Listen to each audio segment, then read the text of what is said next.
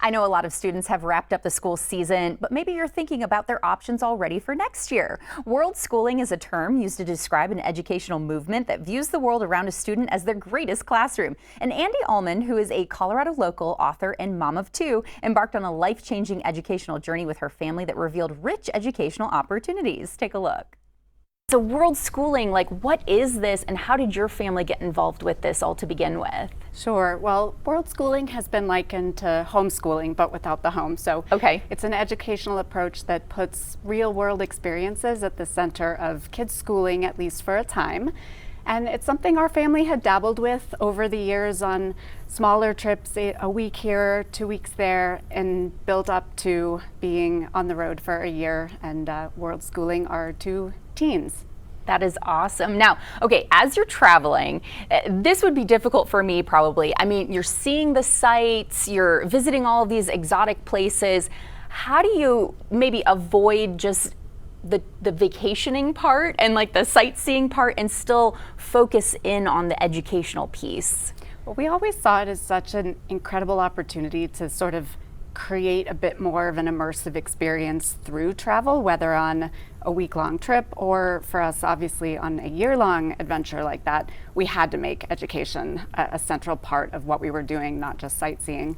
So we spent a lot of time with the kids' teachers understanding what were the kinds of subjects and learning that they would be doing here at home, and then figuring out a way to develop a curriculum that would be tailored to the countries and places that we were visiting on that year on the road to make sure that they were set up for success when they returned. Yeah, well, and you guys traveled so many places. Talk to us about like how many places did you visit? What did you see?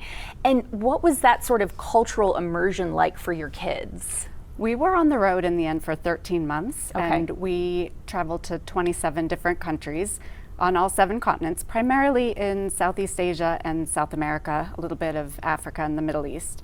And it was really about connecting those experiences to the culture, the history, the geography. Math was something that we stayed pretty true to the curriculum that they would have, but for all other subjects, we really created those experiences by reading books by local authors, things like that, taking local tours, and those are all concepts that can be applied to really trips of any length or budget.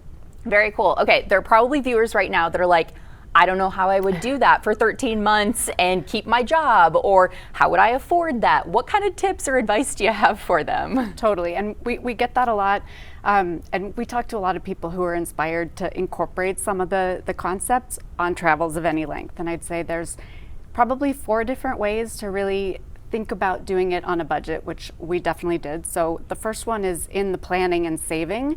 We made travel a priority, and we saved for 5 years as we built up to the year-long travels.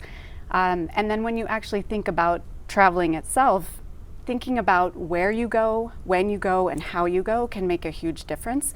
So for instance, picking places that are a little bit more off the beaten path or less bucket list items, but that are a little bit, more cost affordable, things like that. Okay, what was your kids' feedback and just overall experience?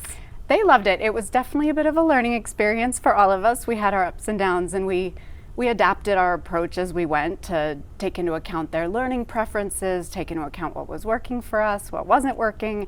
But overall, they really enjoyed the independence, the freedom of being able to be a bit self-directed in their learning and also just learn from the world around them. They were very excited, though, to come back to brick and mortar Colorado schools when we came back. I'm sure, yeah, get back to a normal classroom, normal routine, but I mean, just take advantage of the opportunity of a lifetime at the same time, right? Well, absolutely. Thank you so much for your time today, Andy. Appreciate it. Living vicariously through those kiddos. Okay, so if you're interested in taking the classroom on the road, check out Andy's travels with her family and get a copy of her book, The Everywhere Classroom. Visit andyallman.com.